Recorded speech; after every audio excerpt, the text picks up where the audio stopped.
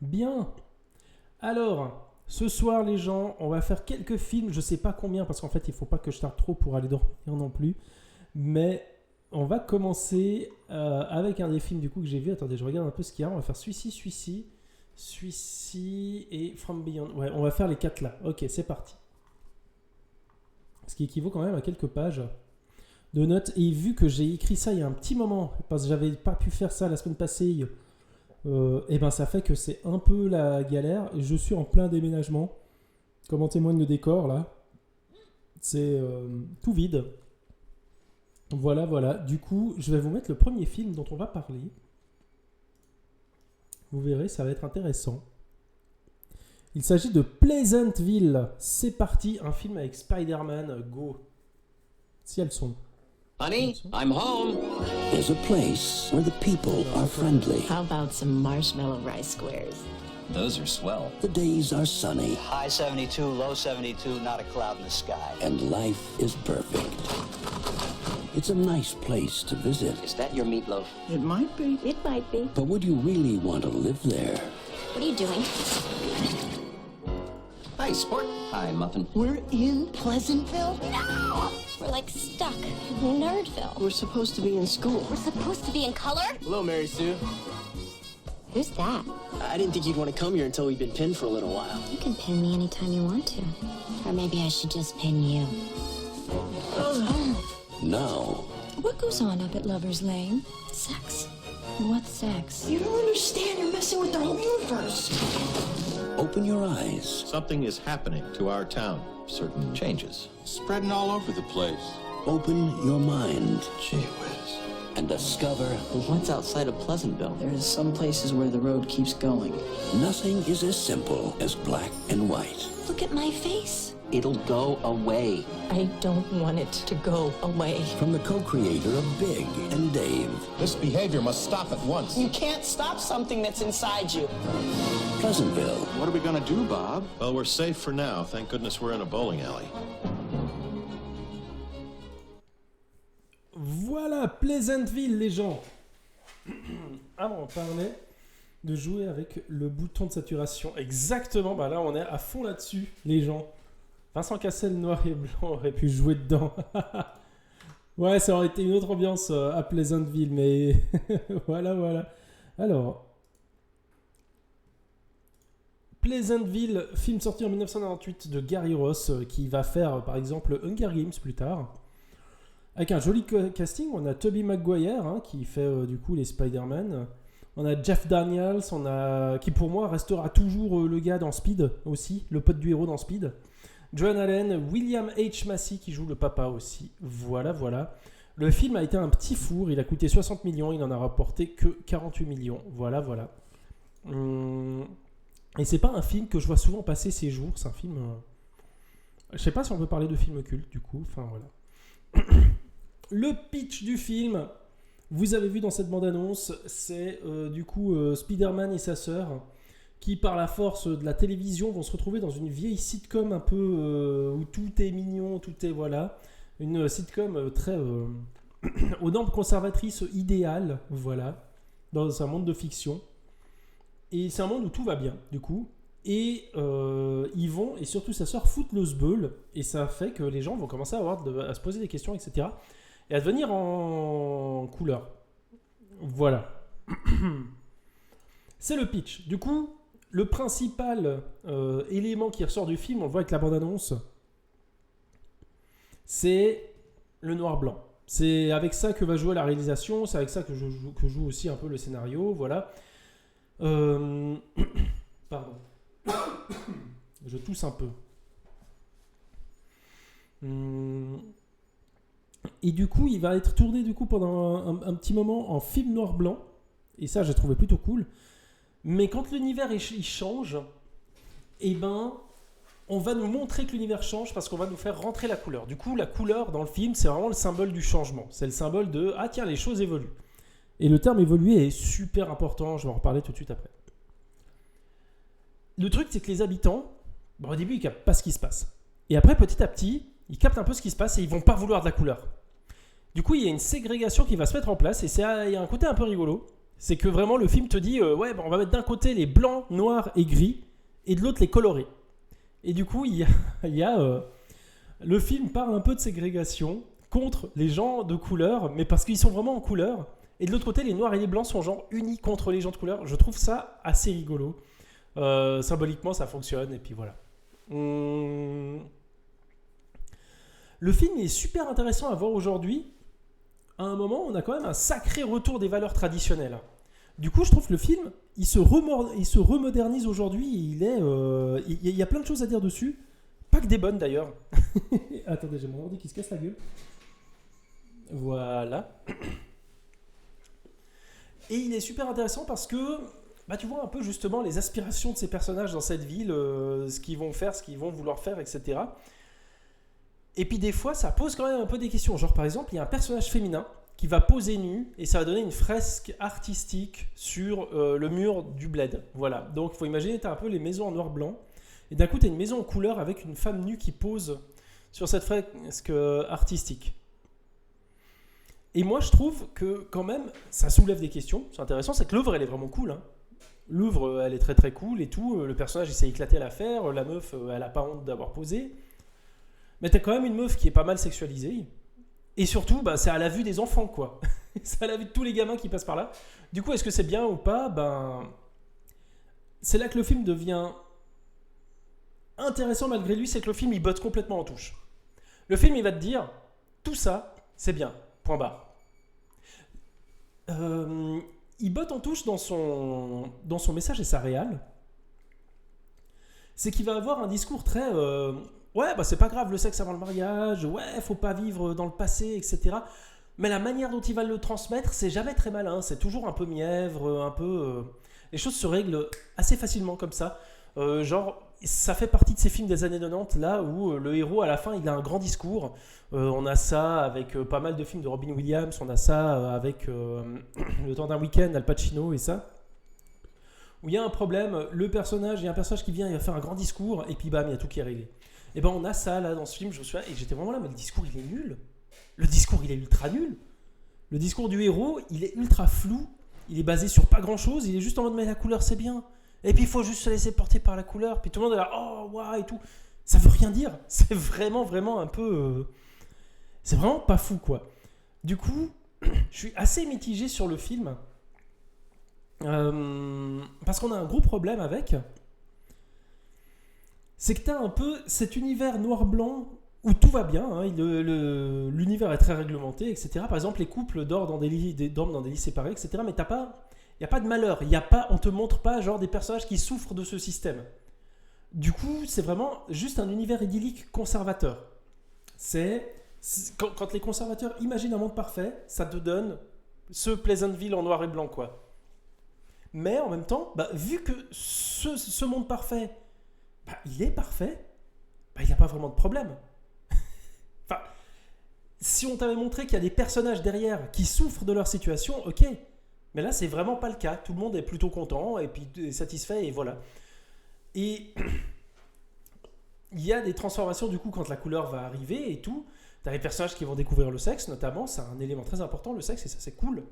Que ce soit thématisé comme ça. C'est hyper cool aussi les personnages féminins par rapport au sexe. C'est vraiment un film et ça là-dessus...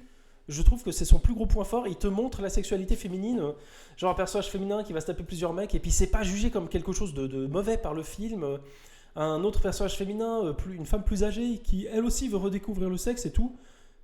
Je trouve trop cool qu'il y ait ces discours dans le film. Je trouve que ça fonctionne très très bien. Mais en même temps, t'as ce personnage féminin qui va devenir en couleur parce qu'elle va redécouvrir le sexe et puis qui va poser justement pour figurer sur la devanture.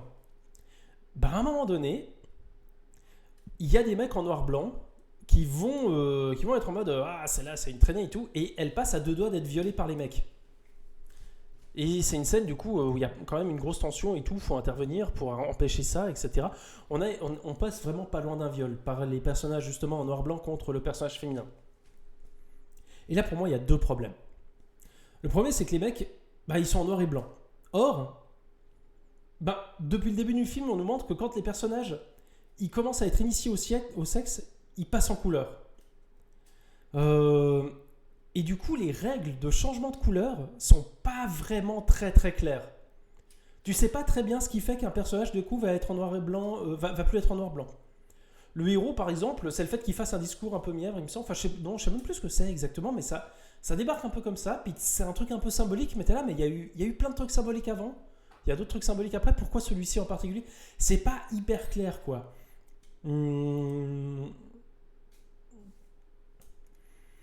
Et pour moi, l'autre problème du film, c'est que tu passes d'un monde, d'un système, en fait, où tout le monde s'aime et tout va bien, à un monde où tout le monde s'aime et tout va bien. C'est-à-dire que le monde entièrement en noir-blanc, bah, tout le monde s'aime et tout va bien, il n'y a pas de problème dans le film.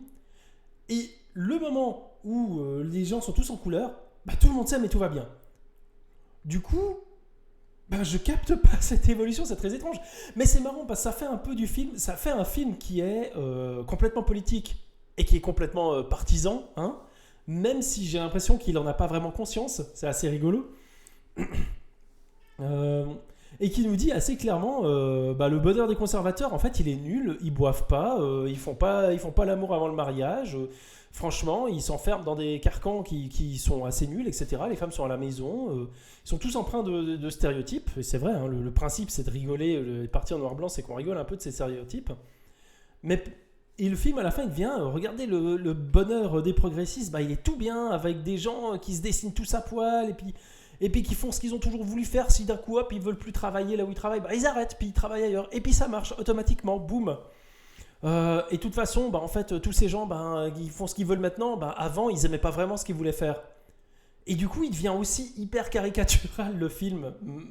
C'est un peu con. Et ça marche du coup d'autant moins bien que le film lui-même est super classique, quoi. Ça reste super sage. Le truc de la femme nue peinte justement sur une fresque, c'est peut-être le truc le plus fou qu'on va voir dans le film, quoi. Le film reste sinon super classique, tout public et tout, il faut pas déranger. Donc en soi, même ce bonheur parfait, etc., des autres personnages, bah, il reste quand même un peu très sage et conservateur, mine de rien. C'est assez marrant. Il n'y a pas, par exemple, d'un coup des trucs LGBT. C'est pas possible, ça. Attention, c'est Pleasantville, ok, on est en couleur, par contre, les trucs, relations homme-homme, femme-femme, là, par contre, non. Attention, les trans, ça n'existe pas, etc. Enfin, ça passe à côté de plein de trucs. C'est très bizarre. Mais c'est pas un mauvais film. Il reste quand même sympa. Hein. Il reste quand même sympathique et tout, à voir, voilà. Il reste tout bienveillant, voilà. Il déborde de bienveillance. Il est mièvre, par moments. Clairement, il franchit la limite. Et j'aime beaucoup ce côté de film engagé politique en mode on est progressiste et on te fait un film où genre vraiment le film pris à l'intérieur de lui-même, il est ultra progressiste parce qu'il n'y a vraiment plus une place pour le conservatisme, mais pris d'en dehors, pris de manière un peu méta, tu es en mode mais ouais les gars, votre progressisme là il reste quand même hyper sage, quoi. Enfin voilà, quoi. C'est très étrange du coup. Et je pense que c'est peut-être pour ça, le fait qu'ils soient pas clairs et puis qu'ils se prennent quand même pas mal les pieds dans le tapis, qui fait que bah, c'est dur aujourd'hui. Ouais, j'ai pas l'impression qu'il a très bien traversé les âges. Par contre, en termes de réalisation, il a plein de plans qui sont super beaux et qui sont super chouettes. Le jeu avec la couleur, franchement, ça fonctionne super bien. Déjà pour l'époque, ça fonctionnait super bien. On ne peut que saluer ça. Voilà les gens, ce que je pouvais dire sur Pleasantville et des notes que j'ai prises. Et je vais essayer de vous ouvrir les images. Ah, c'est quoi ça ? Pourquoi il y a ça ? Ah, ouais. Je sais pourquoi, ok, c'est bon. Je disais, est-ce que c'est une photo du boulot qu'il ne faut pas que je vous montre ? Mais non, c'est bon. Hop. On va passer à ce film, les gens. Je ne sais pas si parmi vous, il y a des gens qui l'ont vu. Et est-ce qu'il y a des gens qui l'aiment ? Et en attendant, je vais juste me prendre à boire. Je reviens tout de suite.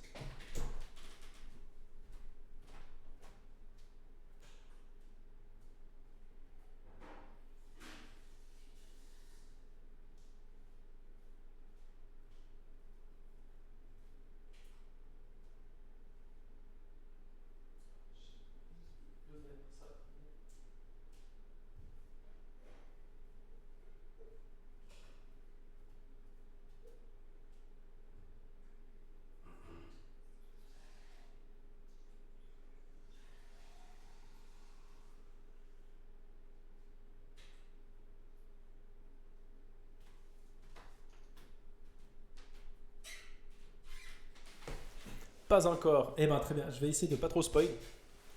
J'adore Coraline, j'adore aussi Coraline, c'est bien. C'est bien. Et ben je suis content de pouvoir vous en parler, je suis content de l'avoir revu il y a pas longtemps. Voilà.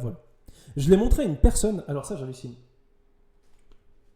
Je l'ai montré à une personne qui l'a trouvé sympa mais un peu trop bizarre. C'est une personne qui ne supporte pas les films d'animation. Qui trouve ça moche. Enfin, j'ai demandé, mais comment ça se fait que t'aimes pas ? Elle m'a dit, c'est laid, c'est vraiment moche. Mais genre les Miyazaki, le voyage de Chihiro. Elle fait, ouais, j'avais vu le voyage de Chihiro, c'est tellement dégueulasse. Et j'étais trop choqué. Voilà. Et cette personne a été au cinéma voir le dernier film, adaptation Demon Slayer, un truc comme ça. Parce qu'il n'y avait rien d'autre au cinéma. Et j'étais, mais qu'est-ce que t'as été foutre là-dedans ? La personne n'a rien compris. Elle m'a dit que c'était vraiment l'envie de vomir. Voilà, bref. Ah, c'est chaud quand même. Mais ça n'a rien à voir avec Caroline. Certaines portes devraient rester secrètes par le réalisateur de L'étrange Noël de Monsieur Jack. Alors, attendez, il faut que je reprenne mes notes. Sinon, moi, je suis perdu sans mes notes. Je sais plus quoi faire sans mes notes. Et j'avais fait un truc, voilà, pour pouvoir vous voir et en même temps voir mes notes. J'avais fait comme ça. Voilà, c'est bon. Et si vous n'avez pas vu Coraline et que vous aimez le cinéma de Tim Burton d'avant, franchement foncez, hein, c'est trop bien. Alors c'est un film d'Henry Selick et pas de Tim Burton, hein, adapté d'un roman de Neil Gaiman avec Dakota Fanning, Terry Hatcher et John Hodgman qui font les voix. Le pitch, c'est Caroline, une jeune fille dans une maison paumée, ses parents ils s'occupent pas trop d'elle, elle s'ennuie, elle découvre une porte d'un coup, quelque part dans cette maison où ils viennent d'emménager. Et c'est une porte qui donne sur un autre univers. Un univers où c'est en fait le même monde, mais plus sympa, où les gens ont l'air, où ses parents surtout, ont l'air quand même plus cool, et puis ils s'occupent plus d'elle, et puis voilà. C'est le premier film produit par les studios Laika, qui donneront plus tard des films comme Les Box Trolls ou Kubo et l'Armure Magique, etc. C'était leur tout premier film, et je vous montre leur bureau. Leurs bureaux sont moches, voilà, c'est ça. Ça fait pas rêver. Hein. Et ben voilà. J'ai regardé, les bonus DVD sont super intéressants.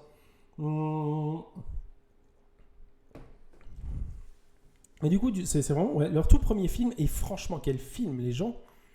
Ils ont pu lancer ça justement grâce au succès de L'étrange Noël de Monsieur Jack et tout. Ça met pas mal en confiance quand t'as fait L'étrange Noël de Monsieur Jack. Pouvoir faire Caroline, un truc qui se passe dans un univers quand même un peu similaire et tout. Il y a toujours un peu cette ambiance étrange à la Tim Burton, comme j'ai dit. Mais qui aujourd'hui, on pourrait presque plus appeler ça une ambiance étrange à la Henry Selick. C'est un tournage, les gens, qui va durer plus de 18 mois. Après, à l'issue de 2 années de pré-production, regardez ça, hop, voilà, ça c'est la scène des souris. À un moment donné, il y a des souris qui dansent, comme ça. Bah rien que cette scène, ça a été 66 jours de tournage. 66 jours de tournage, c'est énorme, et du coup, c'est pas rien. Attendez, est-ce que je vous avais parlé de la technique ? Je crois que oui, j'en parle après. Donc je vais pas partir dessus maintenant. Donc 18 mois, c'est un tournage quand même énorme, hein, à faire toutes ces animations, tout ça, voilà quoi. C'est tous des trucs faits à la main, enfin faut se rendre compte, c'est un travail mais de malade. C'est super intéressant aussi quand même, j'avais noté cette scène justement de danse des souris, parce que c'est un moment hyper technique là, qui a pris, comme je vous ai dit, 66 jours. Puis c'est aussi un moment où le film il se met en pause et où il te dit vas-y gars, je vais te montrer de quoi je suis capable. Tu vois toutes les souris là, bah je vais les faire danser, boum, et elles font ça, et puis tu penses que c'est tout, et ben bam, je les fais sortir des trompettes et puis des tambours, et puis elles jouent et tout. Et du coup la narration se met complètement en pause, on est juste sur du spectaculaire. On est sur quelque chose de très technique. On est sur du cinéma d'attraction. Non, je ne ferai pas ce parallèle qui n'a pas lieu d'être. Mais ouais, c'est un moment donné où les personnages du film sont spectateurs eux-mêmes d'un spectacle, et nous-mêmes, on est spectateurs des personnages qui sont spectateurs du spectacle. Moi, c'est toujours des trucs que j'aime bien. J'aime bien quand le film, il se dit « Putain, là, je suis en train de faire un truc quand même de ouf. » Donc la narration, je vais mettre sur pause, et puis je vais vous montrer ça. Et c'est d'ailleurs en fait un peu en filigrane ce qu'on avait avec Mad Max Fury Road. C'est un film entier qui s'est dit, vas-y, le scénario, bah évidemment, il raconte une histoire. mais je peux mettre l'histoire un peu derrière, parce que ce qui compte vraiment, c'est la manière dont je vais vous montrer le spectacle de cet aller-retour et tout. Je trouve ça trop cool. Et ben, on a un petit bout de Mad Max Fury Road dans Coraline. C'est pour ça que je vous montre que je vous montre ça là. Voilà. L'aspect cool de ce genre de film, c'est qu'il y a une histoire derrière l'histoire. Et ça, on le voit quand il y a des bonus DVD derrière le DVD. Certes, du coup, ça dépasse ce qu'est le film en soi, l'analyse filmique, etc., où on parle de mise en scène, de narration. Mais je ne le fais pas souvent, et là, je voulais vous parler aussi un peu de savoir-faire. Et en parlant de savoir-faire, on parle aussi du coup de cinéma, mine de rien. Moi, je me souviens, ça c'est une anecdote, on avait un cours d'analyse filmique à l'université, et j'aimais beaucoup ces cours. On apprenait à comprendre pourquoi c'était cadré comme ci, comme ça, etc. Mais j'avais une frustration, c'est que je me disais, mais des fois, je pense qu'en fait, les gars, ils font comme ça parce que c'est la meilleure solution. Et moi, le premier exercice que j'avais eu à faire, justement, c'était assez intéressant, c'est qu'à un moment donné, il y a un espèce de champ contre champ un peu étrange.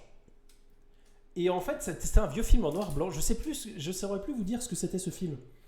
On avait vraiment un champ contre champ où, vous savez, normalement, il y a le visage un peu comme ça du personnage. Attendez, je vais essayer d'avoir mon retour.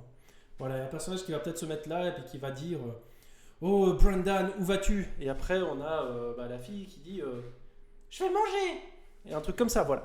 Et là, on avait vraiment le personnage masculin qui était pris, mais pas cadré à cette hauteur, mais plus genre, il était comme ça, la caméra était un peu en dessous de lui, et ça le mettait un peu, justement, en contre-plongée, etc. Puis on faisait une analyse en mode, ça lui donne de l'importance. Enfin, moi, je devais analyser, il y avait ça à un moment donné dans la scène, puis moi, je vois ça, et c'était le début, c'était la première année d'études en ciné, et le premier truc que j'ai vu, c'est qu'il y avait un miroir derrière le gars.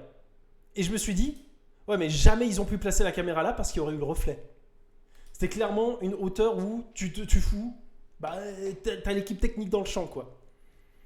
Et du coup, quand j'ai fait la présentation, j'étais en mode, c'est cool, je peux dire des trucs techniques. Puis j'ai dit, là, on voit clairement, il s'est mis un peu en dessous parce que comme ça, on voit pas l'équipe dans le miroir derrière, etc. Puis le miroir derrière, il a peut-être une symbolique, enfin bref, voilà. Et je me suis fait engueuler, on m'a dit, non! C'est simplement que, non, c'est pas ça, c'est en filmant en contre-plongée, on donne de l'importance au personnage masculin qui va écraser le personnage féminin. Et puis j'ai dit, bon, et tout, machin. Et après, j'ai réfléchi à ça, je me suis dit, c'est bullshit, parce que si on voulait écraser le personnage féminin, on n'aurait pas filmé le personnage féminin comme ça, on l'aurait filmé en l'écrasant, justement, on l'aurait filmé en plongée. Enfin bref, et ça m'avait saoulé, et j'étais en mode, putain, c'est n'importe quoi, on prend pas en compte les restrictions techniques, etc. Voilà. Ça, c'était avant, et après, j'ai compris en lisant notamment Umberto Eco qu'en fait, effectivement, on peut faire ce genre d'analyse et on s'en fout de l'analyse filmique, parce que c'est aussi peut-être le réalisateur qui... En fait, je limite vachement le film en disant que c'est ça, la solution. De dire, il y avait un miroir derrière, du coup, voilà, le gars, il a filmé en contre-plongée. Je peux aussi me dire, le gars, en fait, rien n'empêche de se dire, c'était prévu qu'il soit filmé en contre-plongée, du coup, on s'en foutait qu'il y ait un miroir derrière. Ou aussi, peut-être le gars, il s'est dit, il y a un miroir derrière, du coup, il faut que je trouve une autre solution pour cadrer, qui va en essayer 2-3, et qui va se dire, putain, la contre-plongée, ça raconte quelque chose en plus dans mon film. Etc. Bref. Tout ça pour dire que du coup, le film, on se l'approprie à un moment donné, on peut lui faire porter des discours, etc. Et finalement, le discours, ce qu'a voulu raconter le réalisateur, n'est qu'un point de vue parmi plein d'autres gens qui ont voulu raconter quelque chose. Voilà, c'était une anecdote un peu longue pour parler de comment aussi on peut introduire, mine de rien, la question du fait main, la question technique, vraiment purement, et de l'influence qu'elle a dans les films, parce que c'est un truc qui, alors ça c'est un truc qui moi me chagrine un peu, malgré la conclusion que je viens de faire. Je trouve que c'est encore beaucoup trop limité dans les théories du cinéma. On ne prend pas assez en compte les limitations techniques, des enjeux techniques dans la théorie.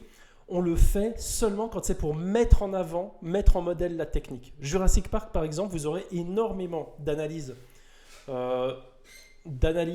filmiques autour du film Jurassic Park sur le fait que on te montre des dinosaures qui sont impressionnants et en même temps, le film il te montre une technique qui est impressionnante. C'est thématisé, ça fonctionne de fou. Moi, j'aime beaucoup cette analyse, j'avoue. Je trouve ça trop bien quand le cinéma il montre ce qu'il est capable de faire. Mais on fait peu le chemin inverse d'être en mode ok, mais cette scène, ça nous montre vachement ce que le cinéma ne peut pas faire. Et voilà, je pense qu'un jour, j'aimerais bien faire une vidéo un coup là-dessus. Et j'aimerais bien essayer d'analyser justement des films ou des scènes justement à partir de ça. Enfin voilà. Mais du coup, je trouvais hyper pertinent de vous parler de ça avec Caroline aussi. Avec Coraline, pardon. Parce que parler des coulisses du cinéma par rapport au film qu'on regarde, bah ça marche de fou avec Coraline parce que Coraline, c'est exactement son thème. Et je trouve ça trop cool. Coraline joue sur la notion d'un univers qu'on voit pas. Joue sur cette notion-là. Il y a des coulisses à explorer, etc. Voilà. Je suis tout à fait d'accord sur ce regard sur les limitations techniques. Ouais, il en faudra un petit peu plus et malheureusement, bah, évidemment. En fait, ça dépend. Il y a des réalisateurs qui sont assez friands de dire là on a galéré, puis là on a fait ça, puis là putain c'était casse-tête, etc. Voilà. C'est pour ça que des films à la Jodorowsky Dune, bon j'aime pas trop celui-là, mais fucking Kassovitch, etc. Ça peut être super intéressant. À peu près tous les bonus DVD de tous les films de Terry Gilliam peuvent être intéressants justement à prendre pour faire un truc là-dessus. Enfin bref, voilà.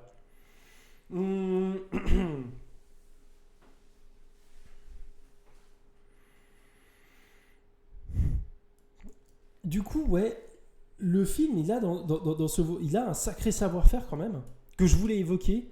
Et je vous recommande du coup de fou de regarder justement un peu les bonus DVD qu'il y a. Je peux vous montrer justement, attendez, des images. Voilà, par exemple, ce plan-là, où on a notre personnage principal là qui est qui est au milieu des cerisiers justement. Et ben les cerisiers en question, les gens, c'est du popcorn coloré. Et ça rend super bien. Hein. Maintenant que je vous l'ai dit, si on regarde le plan ici, vous voyez que c'est du popcorn un peu. Et ben là, on voit voilà, comment c'est fait. On a le bonhomme, on a la taille du personnage. Vous voyez le décor, il est quand même grand et tout. Il y a la caméra juste là. Et puis, tu as des gars voilà, qui ont pris des bouts de bois, qui ont mis du fil de fer dessus et qui ont collé plein de bouts de popcorn. Et je trouve que ça, au-delà de l'anecdote, ça raconte aussi des trucs qui sont assez sympas sur le film, sur la capacité de pouvoir faire du cinéma avec à peu près tout et n'importe quoi. Et je trouve symboliquement super, trop cool de faire du décor avec du popcorn comme ça. Voilà.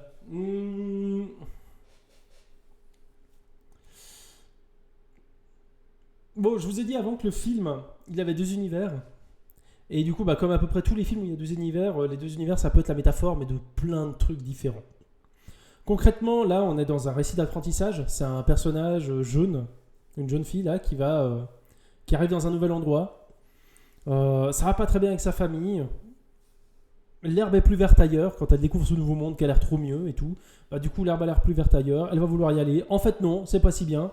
Retour maison, mais cette fois, avec la famille, ça se passe un peu mieux. C'est quelque chose qui est assez simple, hein, mine de rien. Coraline, dans son message global, son message, il n'est pas hyper prise de tête et tout. Il est assez simple, mais de par sa simplicité, après, on peut le détourner pour plein de choses. On peut imaginer plein de choses à partir de ça. Mais moi, j'avoue que, en fait, même dans sa simplicité, c'est quand même un message qui me perturbe un petit peu personnellement. Dans sa structure de film, j'ai l'impression. C'est un récit d'apprentissage où le personnage, justement, la quête du personnage, ça va être de rencontrer d'autres personnages et d'évoluer, d'apprendre d'eux et tout. Mais Coraline, elle a un sacré caractère dans le film. Et je trouve qu'on voit peu son évolution. Et surtout, il y a un truc fascinant, c'est que finalement, le moyen dont elle s'en sort, c'est pas parce qu'elle a appris des choses, c'est justement parce qu'elle a un sale caractère. Avec du recul, et si vous n'avez pas vu le film, je vous invite à être attentif à ça, finalement, comment elle s'en sort ? Elle s'en sort parce qu'elle va refuser, on va tout lui donner sur un plateau, et à un moment donné, on va lui dire, par contre, si tu veux continuer à avoir tout ça, tu dois faire une concession. Et elle va faire, non, je veux pas. Et à partir de là, elle va évoluer. Mais je trouve très étrange justement ce côté-là. Alors, j'extrapole un peu, ouais, mais si j'en reviens à une forme narrative un peu de base, c'est comme si tu as un conte beaucoup plus simple où tu as un perso qui est déçu, qui veut aller voir ailleurs, et la morale, c'est que des fois, bah, c'est trop beau pour être vrai. Et voilà. Et c'est très simple.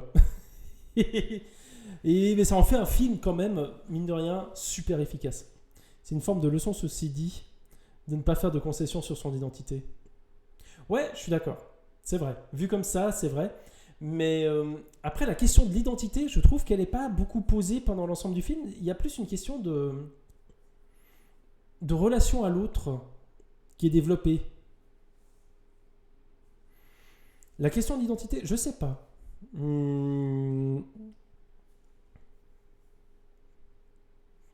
Mais c'est un truc qui, j'avoue, me laisse un peu perplexe par rapport au film. Moi, j'aime beaucoup le film, je le trouve très bien, mais je trouve même que sa structure est très bien.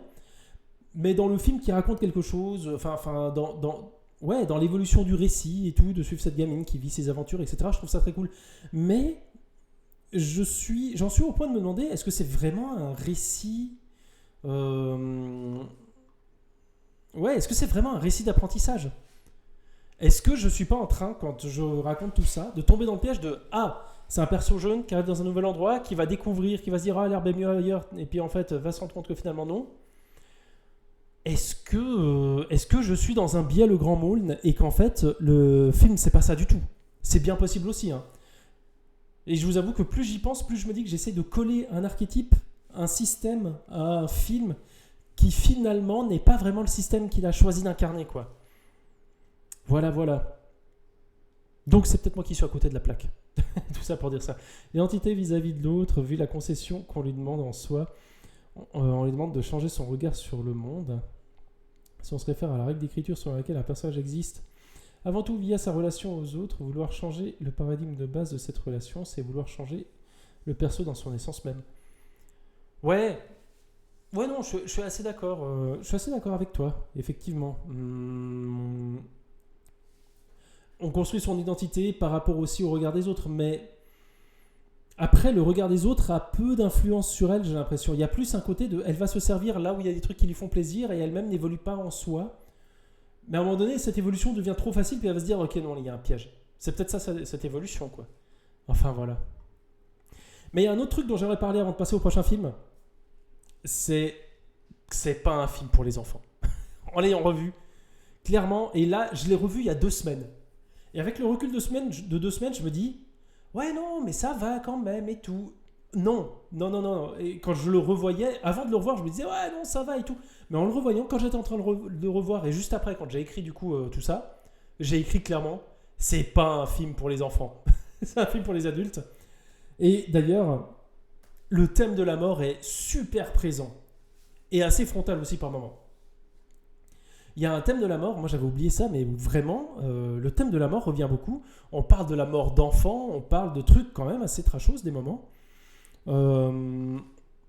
Et la mort elle-même effraie le personnage principal, quoi, c'est ouf. C'est pas comme du Bambi, où la mort c'est juste un truc en mode... enfin c'est juste un truc, je veux pas diminuer la mort de la maman de Bambi, hein, mais... Où, la mort c'est un élément scénaristique qui va apparaître qui force Bambi après à vivre de lui-même, etc. Là, c'est un truc qui est un peu plus thématisé quand même.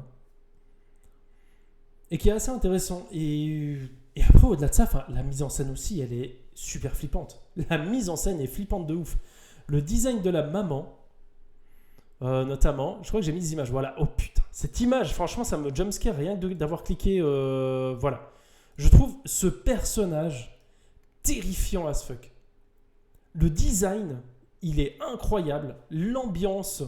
l'univers, les couleurs, le travail sur les couleurs aussi, il est fou de chez fou.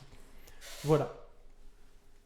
Et le film, en fait, il te prend un peu par surprise parce que, mine de rien, très vite, t'arrives dans ce nouveau monde. Et je vous spoil un truc qui n'est pas vraiment spoil, c'est que la différence avec le monde principal, une des différences, c'est que les personnages, ils ont des boutons à la place des yeux.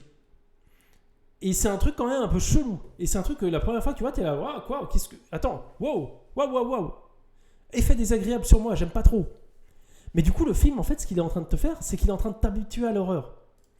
Et ces personnages, justement, ils sont hyper rassurants et tout, même si t'as cette espèce de truc dérangeant de...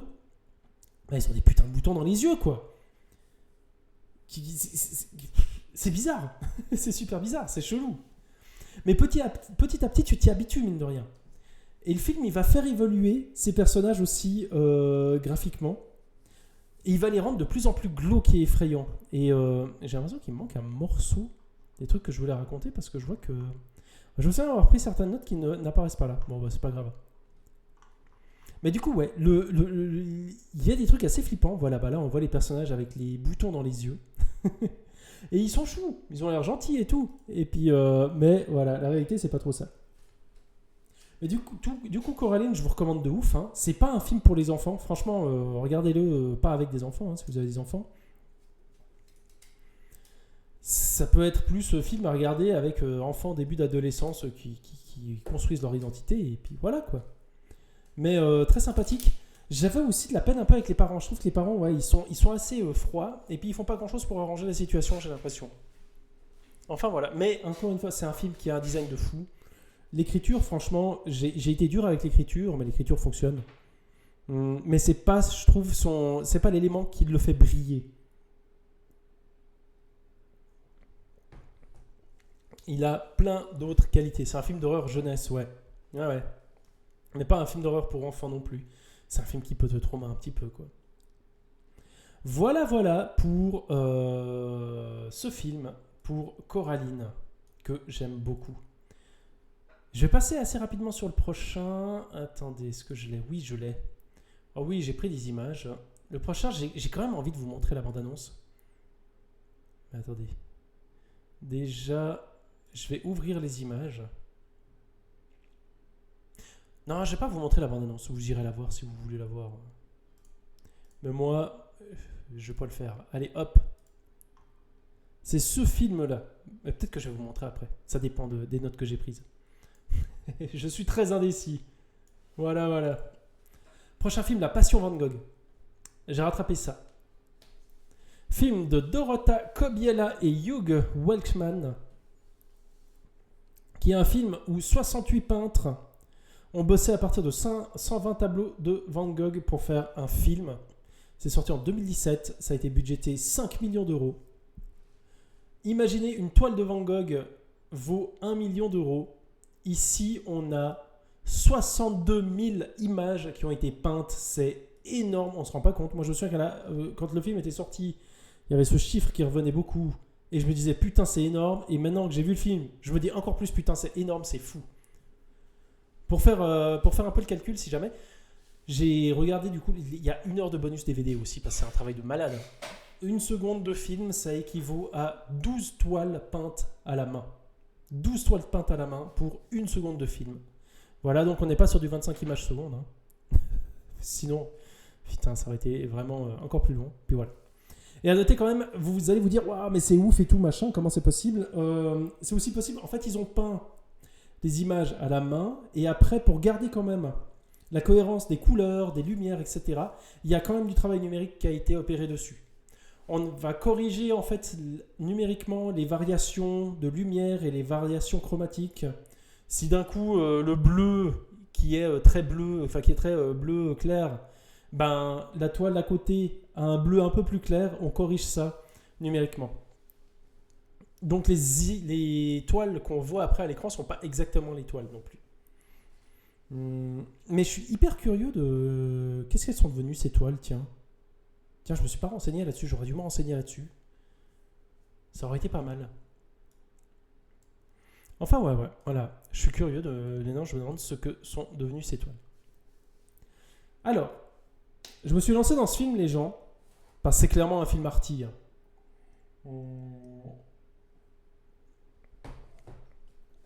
Le premier long métrage d'animation entièrement peint à la main, ça je sais pas si c'est vrai. Je suis pas sûr. Enfin bref. Avec ce type de peinture peut-être, enfin bref. Alors moi je me suis lancé dans le film, ça fait un moment que j'avais le DVD et que je me suis dit putain faut que je regarde ça un de ces jours et tout. C'est un film qu'on m'avait offert. Et j'ai lancé en me disant bon, je le lance pour la culture. Et parce que vous savez, il y a plein de films qui sont très bien, que je suis assez sûr qu'ils sont bien, mais qui sont des films qui vont mettre en avant une patte artistique, mais que le film en lui-même, le scénario, l'histoire, l'objet filmique est un peu oubliable. Mais tu le regardes quand même, parce qu'il y a une valeur artistique qui est très intéressante, qui est très chouette, voilà. Faut juste se mettre dedans, faut se mettre dans le mood et tout, faut apprécier, voilà. Faut faire l'effort. Bah, j'ai lancé le film. Le film, je me suis retrouvé sur un ring. Et le film, il m'a tabassé la gueule. mais de la première à la dernière seconde. C'était fou. Je me suis retrouvé con devant le film, devant ma télé, et j'ai trop regretté de ne pas l'avoir vu au cinéma. Vraiment, j'ai grave kiffé, et vraiment, je suis resté con. Je ne m'attendais pas à me prendre une claque comme ça. Parce que je savais ce qu'était le concept. Je crois que j'avais déjà vu des petits bouts d'extraits. Et j'avais plus vécu ça depuis la balade de Marona. Il me semble que c'est la balade de... C'est Marona, hein, attendez. Dont j'avais parlé dans une vidéo il y a longtemps. L'extraordinaire voyage de Marona, voilà. Que j'avais adoré aussi visuellement. Je m'étais pris une super claque, etc. Bref, c'était trop bien, quoi. Voilà, film suivant. Non, du tout, je vais quand même vous dire quelques trucs. C'est un film qui a grave marché sur moi et que je reverrai sûrement, du coup.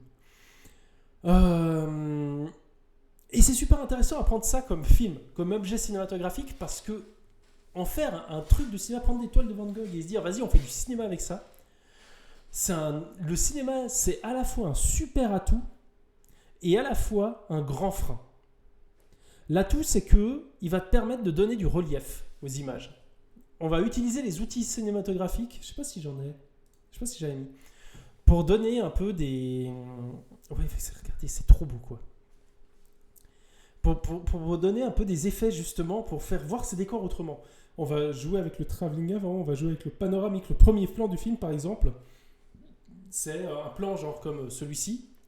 Et c'est comme si la caméra va tourner pour filmer, pour se rapprocher à la fois du personnage et pour filmer son visage de face. C'est fou, c'est trop bien. Et là, tu déprimes parce que tu dis, putain, ça, aujourd'hui, tu le fais, je pense, en 2 jours avec un prompt, et puis, avec quelques prompts, et puis mid-journée ou un truc comme ça, quoi. Ça pose des questions. Enfin, bref. Mais ouais, c'est super intéressant, du coup, d'utiliser vraiment ces outils cinématographiques pour réussir à donner des dimensions nouvelles à la peinture. Je trouve que là, l'outil, il est super pertinent. Par contre, le gros défaut du film, c'est qu'il utilise... Alors, la grosse qualité, c'est qu'il utilise les outils cinématographiques. Le gros défaut, c'est qu'il utilise les codes cinématographiques. Et les codes cinématographiques, c'est quoi ? C'est pas les travelling avant, panoramique, tout ça. Ça, c'était les outils cinématographiques. Les codes, c'est les codes du récit. Comme on écrit un récit. Le récit, il est assez linéaire, mine de rien. On est sur une enquête. Je vais revenir quand même sur le récit après, parce que même s'il est linéaire, il est super intéressant. Mais surtout les codes visuels. Visuellement, par exemple, on va respecter le champ contre champ. On va avoir des plans où 2 personnages parlent et on a un champ contre champ. Et ça donne des moments un peu plus posés, un peu moins intéressants en termes de réalisation. Et ça fait que tu as l'impression qu'il manque un peu d'imagination par moment. Il se plie trop, la peinture se plie trop à l'outil cinématographique et c'est dommage. C'est un film qui, puisque justement il se vante d'être entièrement fait de la première à la dernière frame en peinture, il aurait mérité d'utiliser, de kidnapper le cinéma, les outils cinématographiques, et d'essayer d'utiliser ces outils cinématographiques au service de codes de peintre, de peinture. Pourquoi pas avoir des plans des fois très très longs, avec peu de mouvements, quelques éléments, etc. qui bougent. Pourquoi pas essayer autre chose, de jouer justement avec les effets de couleurs, de jouer, avec pas mal de trucs, beaucoup de choses à faire. Voilà.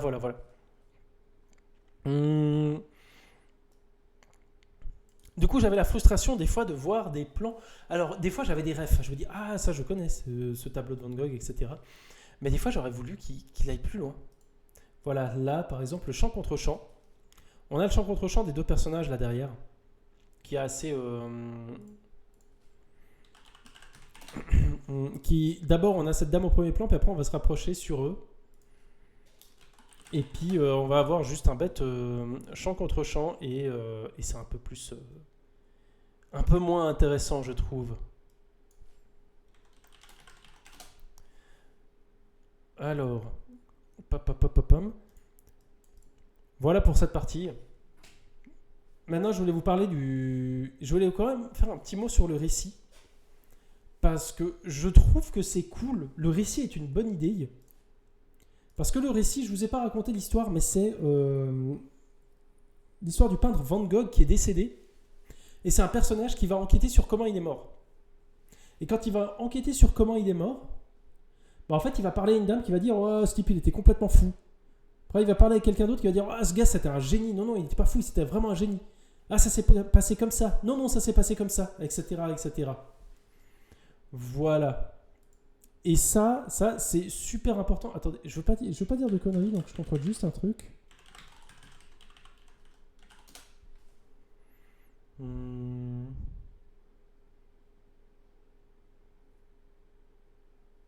Ok, ouais.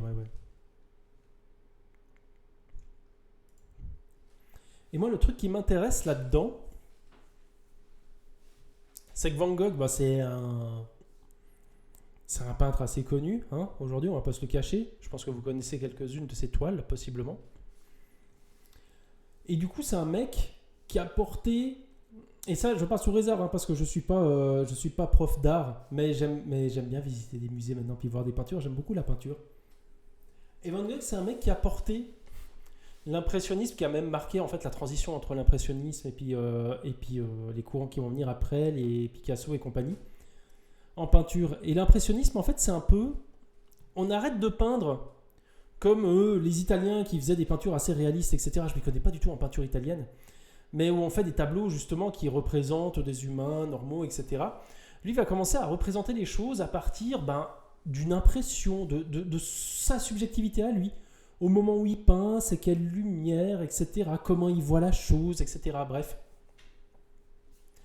Et du coup, je trouve intéressant parce que c'est vraiment une peinture qui remet le peintre au centre du processus, qui est en mode, il y a une subjectivité, il y a un œil précis qui regarde ça, et ça ne sera pas le même que si c'est un autre peintre qui revient et tout le lendemain, par exemple, voir le même paysage, quoi. On aura des choses qui sont différentes, et je trouve ça super intéressant. Le but, ça va pas être de te montrer le truc le plus réaliste possible, hein, on le voit là, les grands traits de peinture, mais ça va être de rendre l'impression générale, et moi je trouve que ça marche bien. Et j'avais un bon exemple, pour ça c'est le pont de Monet là. C'est un truc qui m'a marqué de fou, et du coup je vais voir si vous aussi ça vous marque. Monet aussi, il est dans ce trip là, vas-y que je vous montre un peu ce que moi je vois. Et ça, il peignait plein de nénuphars le mec, hein, et il peignait aussi, il a peint ce pont. Voilà.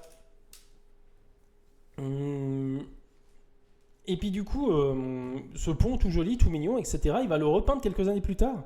Quand il est malade, le gars, quand il est pas bien, quand il est pas en forme, et ça donne ça. Regarde, on reconnaît à peine le pont, les couleurs, elles sont rouges, elles sont vénères et tout. C'est un truc qui m'avait hyper marqué quand j'avais découvert ça, justement, ce pont où ça a l'air calme, les couleurs sont assez chill et tout, et ça, et arriver à ça, je trouve que c'est impressionnant. Et ça me fout super mal pour le peintre. Et se dire que c'est ça sa perception, son impression de ce qu'il voit, du décor qui l'entoure et tout, je trouve ça fou, quoi. Voilà. Là, du coup, vous voyez, on s'en fout du réalisme. C'est plus ça le but. Le peintre, il veut pas peindre le réel, mais ce qu'il capte à travers sa propre subjectivité, puis il va essayer de représenter ça avec ses propres couleurs, etc. Il vit dans une pochette de black metal. Il a évolué, il a tourné classique à black metal très vite, ouais. Et moi, je trouve cool qu'on s'en fout du réalisme. J'aime bien.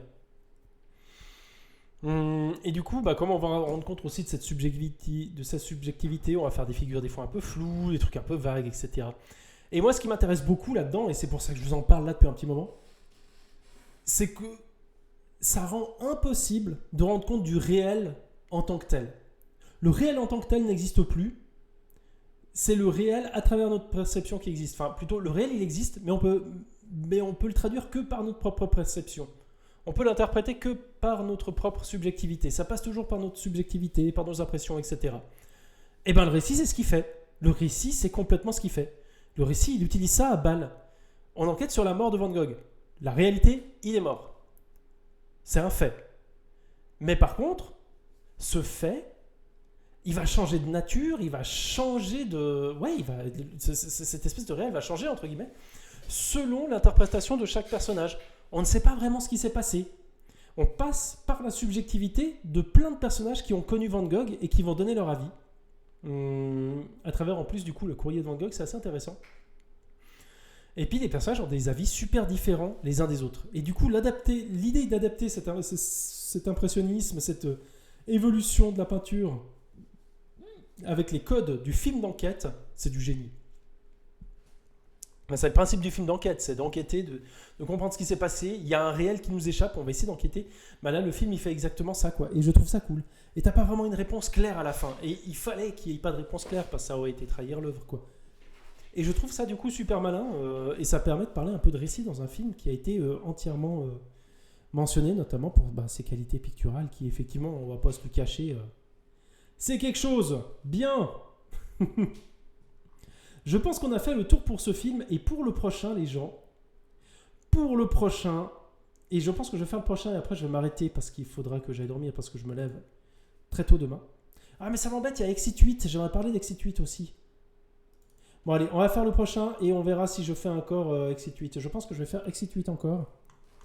Et puis je m'arrêterai après là. Attendez, j'ai une capture d'écran là, c'est quoi? Ah oui, c'est bien, ok, c'est bon, ça fait partie du truc. C'est un film en 25 frames, les gens. Je vais vous raconter une adaptation Lovecraft. Boum. Est-ce que des gens connaissent ce film? C'est From Beyond. Un film que je trouve très chouette avec Jeffrey Combs et Barbara Crampton. Oui. Et que j'ai découvert qui était dans mes DVD, dans mes trucs à voir depuis un petit moment. Et du coup, j'ai trop envie de vous en parler. Et encore plus que ça, j'ai envie de vous faire découvrir. Bah du coup, archiviste du cinéma, tu vas pouvoir redécouvrir ce film aussi. Un film de Stuart Gordon. J'aime bien cette affiche DVD. La gueule du truc, quoi. C'est quelque chose. Vous inquiétez pas, c'est pas si terrifiant que ça. Ou peut-être que si. On y va. L'histoire commence avec Jeffrey Combs, qui a un crayon dans la bouche et un pull-over assez laid, mais qui a l'air de bien lui tenir chaud. Est-ce que j'ai mes images là? Oui, c'est bon. Jeffrey Combs, il fait quoi dans la vie? On sait pas trop. En fait, on comprend après que c'est un gars super intelligent. Regardez, il a des gros ordinateurs avec des claviers de l'époque comme ça et tout. Il clique sur plein de trucs, il fait plein de machins. Les machines et tout, regardez, elles font des lumières, ça fait bip bip bip partout. Là, il y a des écrans rouges. Là où il y a des boutons vert, jaune, bleu, rouge, c'est la folie. Il y a des câbles là qui traînent par terre. Il n'y a pas beaucoup de câbles quand même, mais il y a des câbles. Il y a plein de trucs. On ne sait pas ce que c'est. Par contre, c'est tout hyper clean, bien organisé. C'est pas le cliché du scientifique qui range rien. C'est le cliché du scientifique qui range tout. Et c'est même un peu le cliché du scientifique du monde scientifique où tout a été remplacé par l'informatique. Déjà à cette époque. C'est fou. Et au milieu de la pièce, il y a un autre truc. Il y a une grosse boule. Voilà, il y a une bille géante.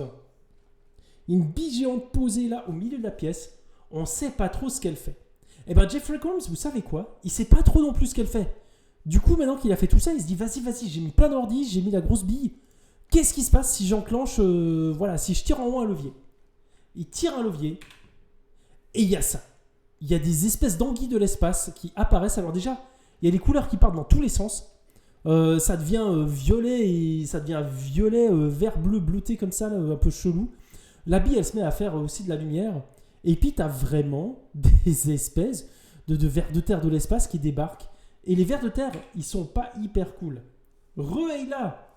Et ben, tu arrives pile sur le début de From Beyond. Et je suis en train de vous le raconter. On est face à un scientifique qui a inventé une bille géante là, qui invoque des vers de terre de l'espace qui débarquent et qui sont en fait des vers de terre en surimpression. Je n'ai pas mentionné, c'est des vers de terre de l'espace en surimpression qui nous laissent penser que peut-être ils ne viennent pas de l'espace, mais plutôt d'une dimension parallèle. Et les vers de terre, trop méchants, ils attaquent Jeffrey Combs. Les vers de terre, ils voient Jeffrey Combs, ils vont faire « Oh, on va manger Jeffrey Combs ». Jeffrey Combs, qu'est-ce qu'il fait? Il éteint tout et paf, les vers de terre, ils disparaissent. Mais il a quand même eu le temps de se prendre un petit effet maquillage là, pour faire qu'il s'est fait niapper la joue. Tout va bien. Effectivement, Jeffrey Combs qui est le psychopathe, le flic psychopathe dans Fantôme contre Fantôme. Hein. Si vous voulez le visualiser dans autre chose et tout, bah, il est là. Il est aussi dans Réanimateur, du même réalisateur. Voilà, moi j'adore cet acteur. Bon, du coup, nos scientifiques, j'avais mon casque sans fil. Oh non, et un mot sur 3. C'est chou. Trop bien. Et qu'est-ce que tu t'es fait à manger? En attendant, on reprend notre film, nous. Parce que Jeffrey Combs, lui, il s'est passé un truc. Du coup, il descend à l'étage, il va faire toc toc toc chez son prof, parce que c'est un étudiant à la base. Son prof, il est trop classe. Son prof, il a un peignoir, il a des poils au torse, il a une gueule de prédateur sexuel des années 80. Et il fait oh, pourquoi tu me réveilles, qu'est-ce qui se passe et tout. Puis lui il fait j'ai invoqué des vers de terre. Puis il fait quoi, des vers de terre, comment ça? Ouais, des vers de terre en surimpression, ils venaient d'une autre dimension. Ouah, mais ça a l'air fou. Oui, c'est fou. Ouah, je peux voir ça. Oui, bien sûr. Hop, il l'emmène en haut, il dit regarde la grosse bille. Et lui il fait ouah, la grosse bille, tu peux allumer. Et puis Jeffrey Combs, lui, il fait non, il faut pas. Puis il fait vas-y, allez, juste un petit coup et tout. Mais c'est pas sûr. Allez, on allume. Ok, hop, ils allument la grosse bille. Regardez là, d'ailleurs, elle est déjà allumée parce qu'elle fait déjà des lumières un peu cheloues. Patates, poireaux, carottes qui cuisent et maillot maison. Maillot maison. Je suis nul pour faire de la maillot. Du coup, la grosse bille, elle brille. Mais là, il y a un effet bizarre. Il n'y a pas les vers de terre de l'espace qui arrivent. Mais le prof, il a mal au crâne. Il est en mode, wow, qu'est-ce qui se passe et tout. Il se passe des trucs dans sa tête. On ne sait pas exactement ce qui se passe. Mais par contre, il kiffe ce qui se passe. C'est bizarre. Il est en mode, genre, il commence à... il se passe un truc en lui. Et il est en mode, oh putain, c'est trop bien. Je ressens une sensation qui est trop bien. Pendant ce temps, dehors, t'as la voisine là qui voit, genre, regardez, là, ça c'est la maison où ça se passe. On remarque très subtilement la pièce dans laquelle il y a les affaires qui se passent. Là, boum, là-haut, c'est violet et tout. Elle se dit, putain, c'est encore une fête des jeunes, etc. Et du coup, cette petite coupure nous permet en fait de voir Jeffrey Combs. On ne sait pas ce qui s'est passé. On voit juste Jeffrey Combs qui sort de la maison en panique et tout. Et il se fait arrêter par les keuflis. Parce que, elle est en mode, ouais, ils foutent le sbud dans la maison à côté, je peux pas dormir, c'est quoi ça? Donc, boum, on le chope, lui, il est en mode, ouais, il se passe des trucs, c'est trop bizarre dans ma maison, au secours, au secours, au secours. Et on va voir ce qui se passe. Et voilà, c'est le prof. Alors, le prof, il a pas l'air en forme, hein, parce qu'il a une tête un peu bizarre. Hein. Il a clairement une tête hyper chelou, qui ressemble à une espèce de Jabba le Hutt complètement anémique, je ne sais pas, c'est très étrange. Et voilà. Boum, on est dans un asile. Des ampoules Philips, mais oui, de ouf. Il a une tête d'ampoule Philips, complètement.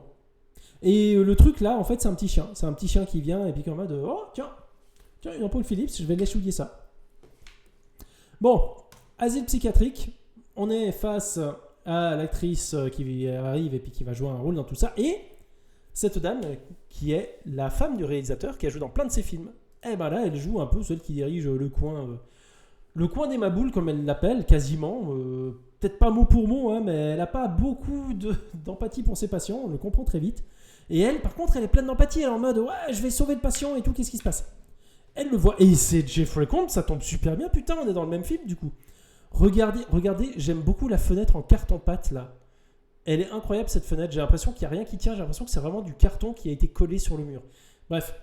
Jeffrey Combs, comme tous les gens pas bien et un petit peu maboule dans les films qui sont en mode rien ne va plus, il s'est collé dans un petit coin de la pièce et elle vient, elle fait mais qu'est-ce qui vous arrive et tout mais non, mais je viens, moi je suis sympa et tout. Et lui en mode non, il y a des vers de terre de l'espace et tout, c'est la folie. Puis elle en mode oh, des vers de terre de l'espace, oh incroyable. Puis qu'est-ce qu'ils font? Ouais, ils mangent la tête des profs et puis il y a une bille qui brille, etc. Bref, il lui dit tout ça.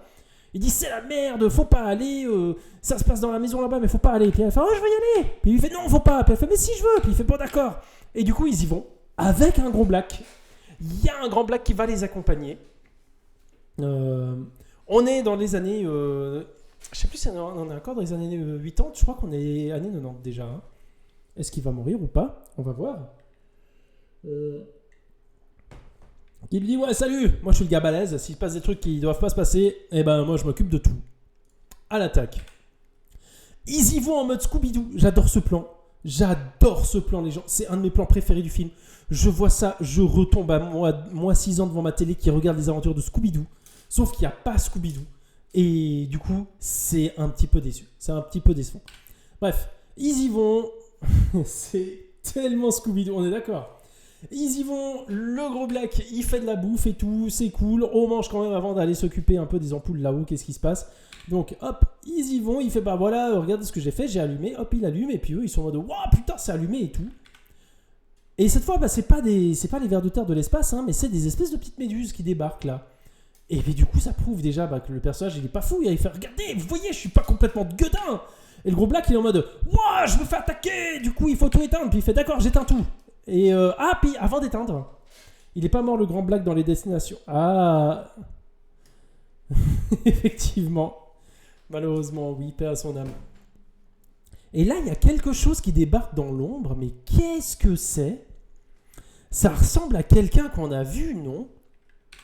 Et c'est le prof. Le prof, il débarque. Bonjour. Il a des walps partout. Et il est d'ailleurs complètement à poil. Il est en mode wesh, bonjour. Rejoignez-moi, c'est trop cool le côté des lumières cheloues dans la bille là. Venez tous avec moi et tout. Laissez allumer la bille, franchement, c'est trop la bonne ambiance. Je suis dans une dimension parallèle. C'est bouffe et orgie à volonté. Franchement, open bar. En plus, regardez, on peut faire des trucs fous. Et là, il commence à se détruire le crâne. Voilà, il met ses doigts et puis il se transforme un peu comme ça. Voilà, donc il a fait un super masque un peu bizarre. Je suis pas convaincu parce qu'il essaye vraiment à ce moment-là du film. Ça, c'est un truc que j'ai pas très bien compris. Le gars essaie vraiment de leur dire venez, c'est trop bien. Venez, franchement, viens, on est bien. Et pour leur prouver ça, le gars, il se fout les doigts dans la tête et il prend cette allure-là, quoi. Vraiment, moi, je suis pas convaincu du move. D'ailleurs, non plus. Hein. D'ailleurs, regardez là, ça fait encore plus loin, quoi. Il y a sa tête qui fait tout avec des filaments partout. Alors, autant eux, ils se disaient, putain, c'est quand même plutôt cool quand ça a allumé ce truc et tout. Il se passe un truc en nous, on a envie d'y rester. Autant lui, quand même, on va pas se lui cacher, il flingue l'ambiance, mais bien comme il faut, quoi. L'ambiance, elle tombe au 3e sous-sol. Donc, qu'est-ce qui se passe là ? Ouais, je crois qu'il y a une lumière, je sais pas ce qui se passe là. Pourquoi j'ai pris ça comme plan ? Ah oui, non, c'est le gros black, il tire sur le prof. Le gros black, lui, on la lui fait pas, lui. Il voit ça, il est en mode, c'est dégueulasse, il tire dessus. Pan, hop, on éteint le truc. Tiens, il fait soleil, du coup, ça a pris les 5 minutes, ont pris à peu près toute la nuit.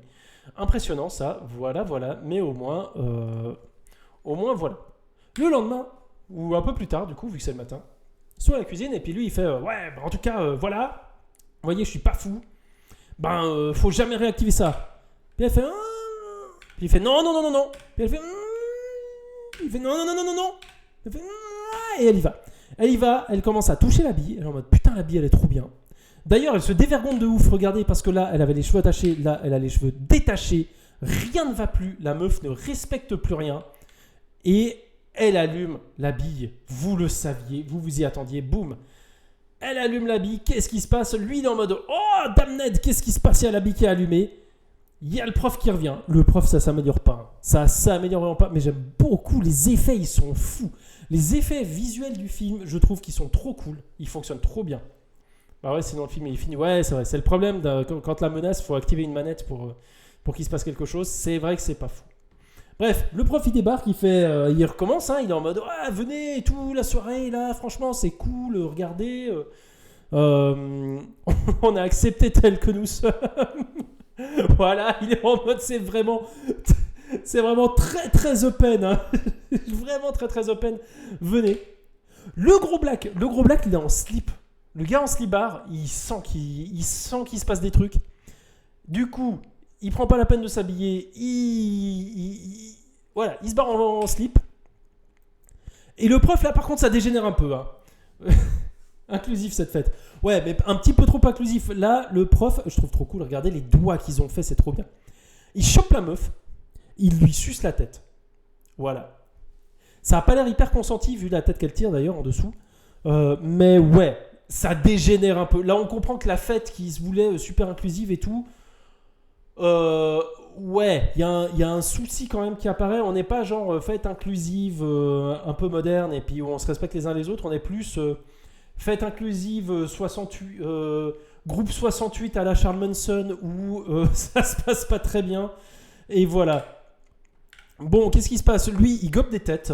Lui, il gobe les têtes de tout le monde là, hop. Et le prof, lui, ça le fait tellement flipper. Enfin, le Jeffrey Combs, il flippe tellement qu'il perd tous ses poils, lui. Alors, contrairement à l'autre, voilà, il n'a plus un walp. Le Black, il les a sauvés. Le Black a sauvé tout le monde. Vous voyez, hop. Il a sauvé la meuf, il a sauvé lui. Lui, du coup, il va pas très bien. Il va pas très bien. Il est en mode, ok, peut-être que pas fou, tout ça, effectivement. Il lui dit, je vous avais dit, regardez, il a un regard hyper jugeant. Jeffrey Combs, quand même, c'est ça. Jeffrey Combs, c'est un regard ultra jugeant. Je vais te croquer un peu trop au premier degré, ouais. Et pas le cucu, on est déçus. Il croque pas que des cucus, exactement. Voilà, c'est ça. Du coup, là, j'ai pas trop mis, parce que bon, là, il se passe un move bizarre, c'est qu'il, lui, il est en mode, il la juge de ouf. Et elle est encore un peu dans un délire de... Elle regarde, puis elle dit non, mais il me juge et tout, il m'aime pas. Puis le gros black, il la juge aussi. Il est en mode meuf, t'as sérieux pété les plombs, faut que tu te reprennes. Du coup, elle va se reprendre. Elle va se reprendre comment ? Elle va se reprendre en s'habillant en tenue SM sexy, les gars. Alors vraiment, on est passé de la meuf avec les cheveux attachés à ça part en live complet. Elle va grimper sur le héros et commencer à le semi-taper quand le gars est dans les vapes. Le black, il débarque, il voit ça. Il capte plus, là. Il est en mode, attends. Ça va pas du tout. Bref, il l'arrête. Mais du coup, qu'est-ce qu'on découvre pendant ce temps ?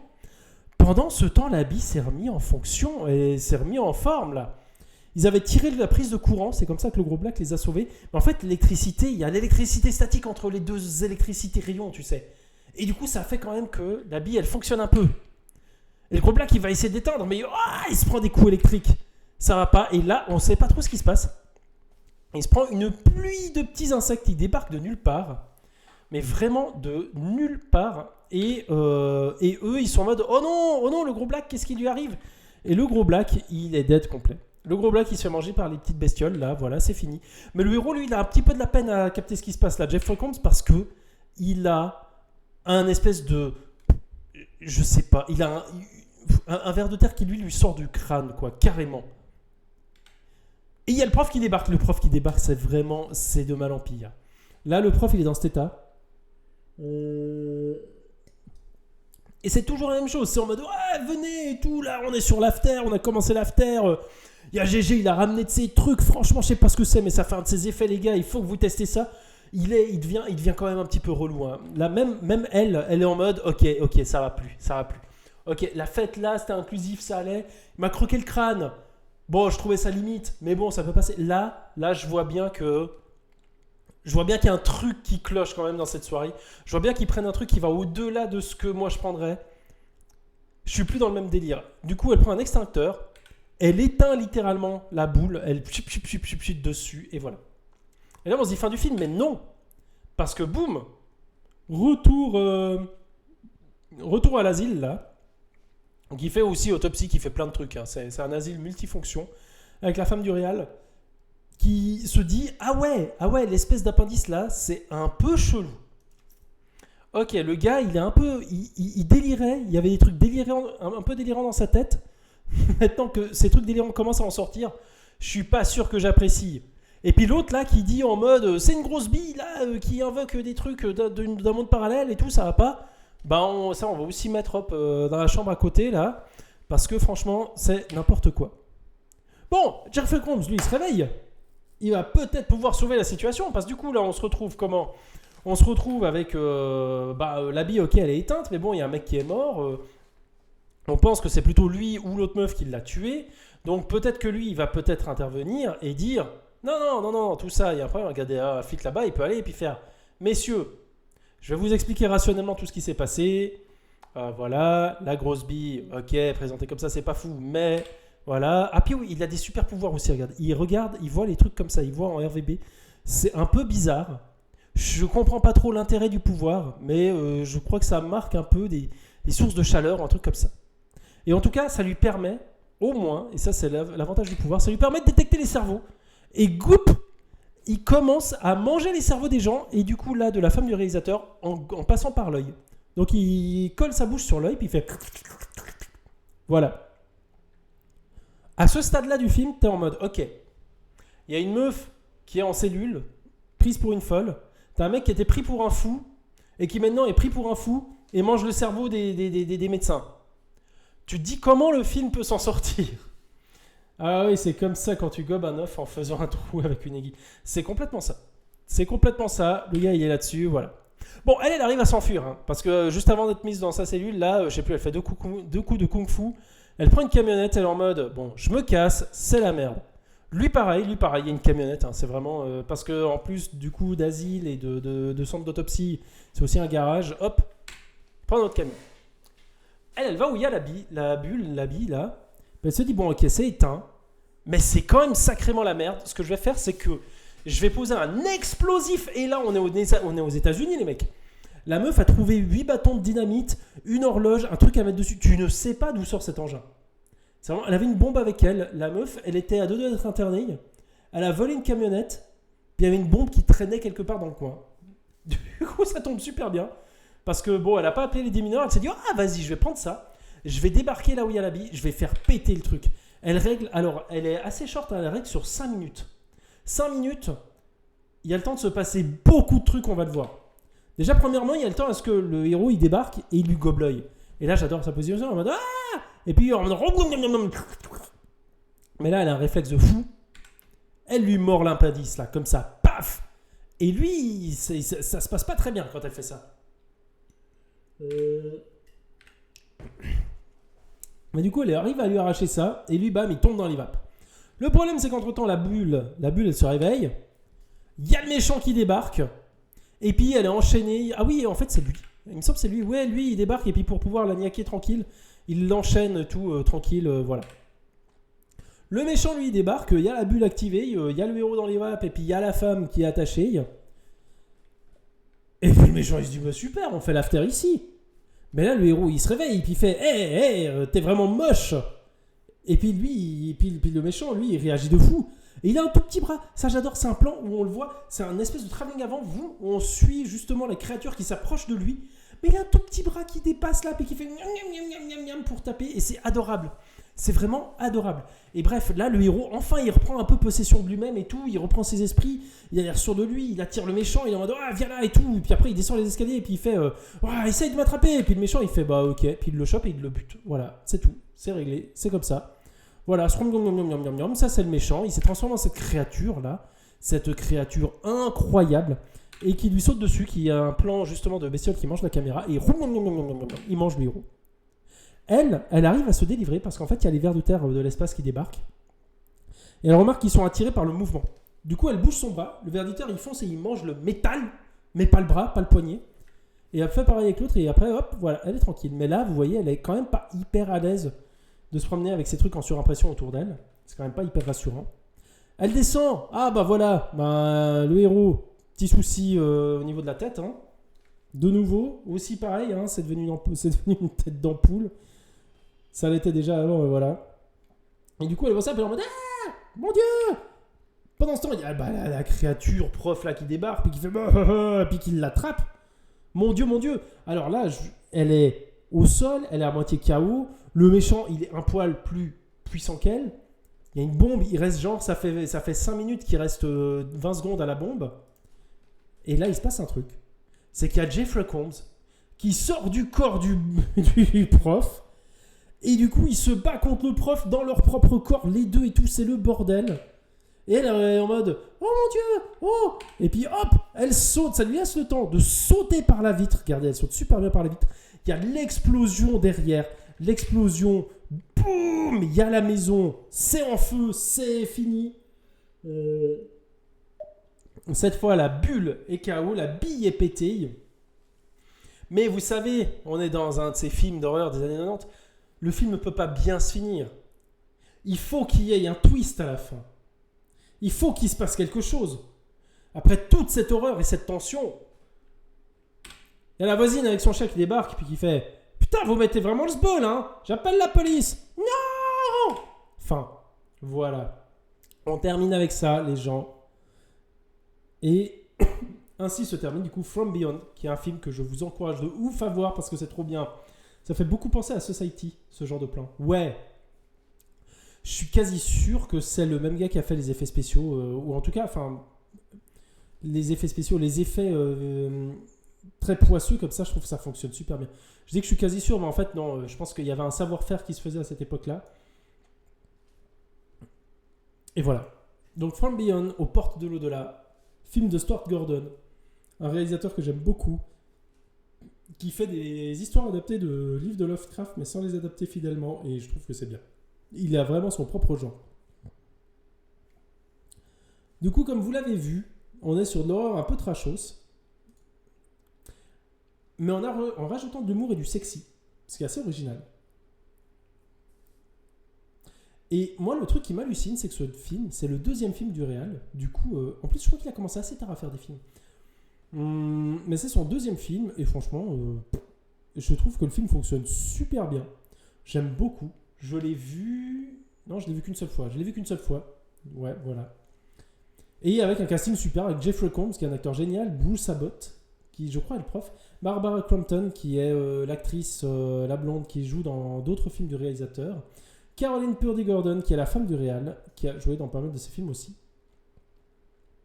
C'est bien fait, c'est un travail de fou à partir de peu, c'est le genre de truc que moi j'aime. La structure est très cool, c'est un peu huis clos comme vous l'avez vu, mais ça part aussi dans l'hôpital. Et par exemple, les scénarios prétexte à des scènes graphiques qui, paradoxalement, rendent... pardon, je me suis perdu, je lisais mes notes et je les redécouvrais en live.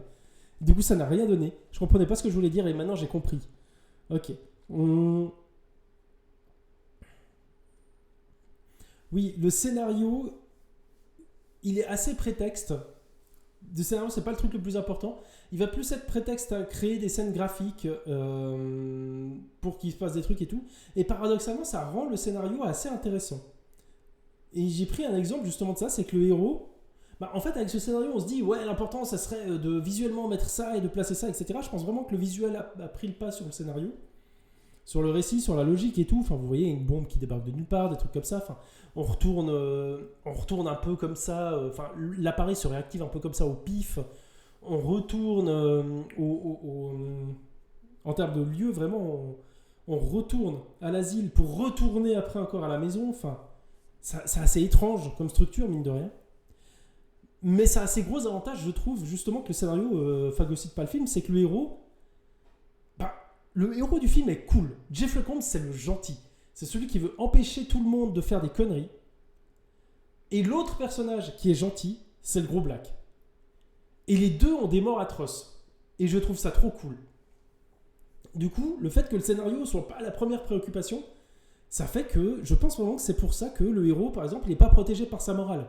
À un moment donné, on se dit, le héros, qui a les clichés du héros parce qu'il faut un héros, on va faire qu'il se fait bouffer par l'autre et puis qu'après, en fait, il se bat dans le propre corps de l'autre et tout. Et ça marche de fou. Moi, je suis trop content. Ça me surprend et ça fait que le scénario, en n'étant pas vraiment le premier truc pensé, ça le rend plus intéressant, quoi.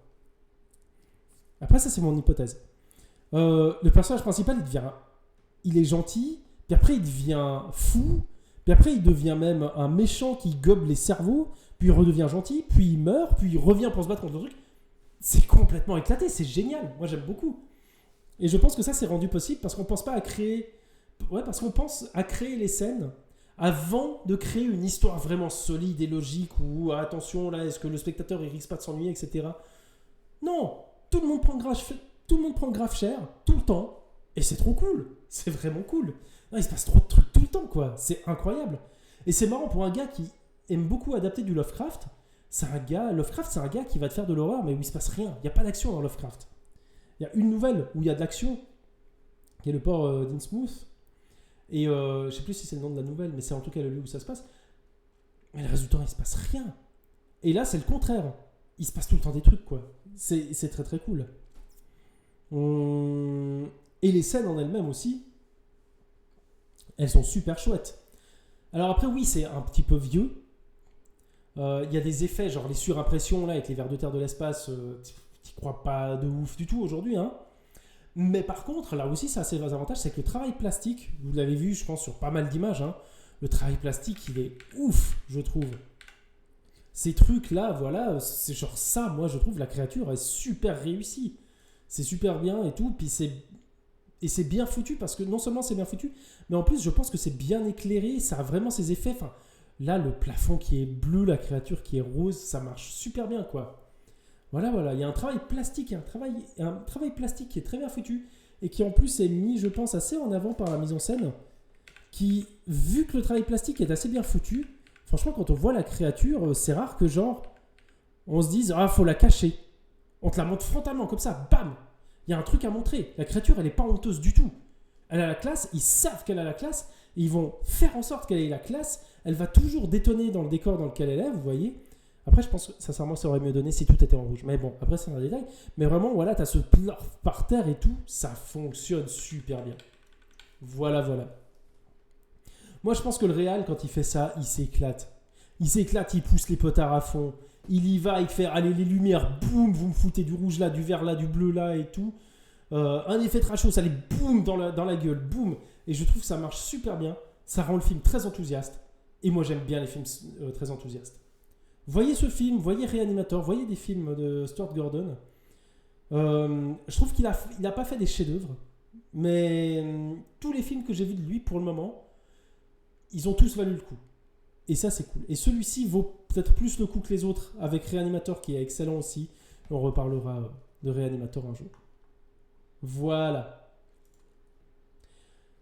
Et je pense que je vais m'arrêter là.